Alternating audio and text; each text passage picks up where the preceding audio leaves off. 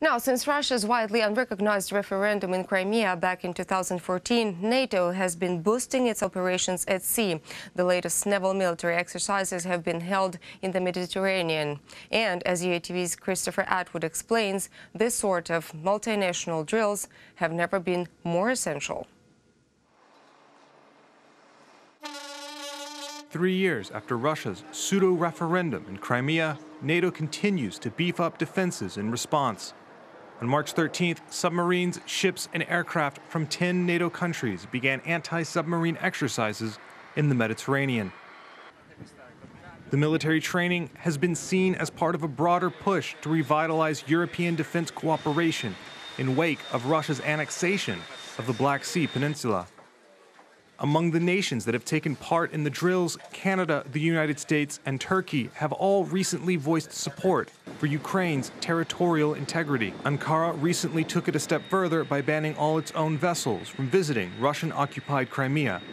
3, 2, 1, fight! The scope of the anti-submarine warfare exercise, Dynamic Manta 2017, is to improve the integration of NATO members.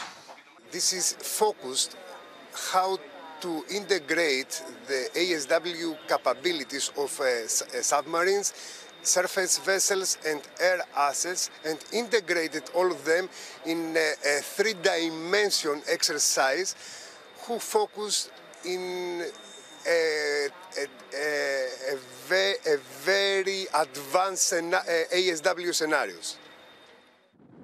Similar anti-submarine exercises have taken place off the coast of Norway as NATO members become more concerned about the Russian buildup of a sophisticated fleet of submarines and aircraft in the North Atlantic. Continued Russian aggression and inflammatory rhetoric have prompted NATO to bolster its presence in Eastern Europe. Meanwhile, the military alliance reported an increase in total defense spending for 2016.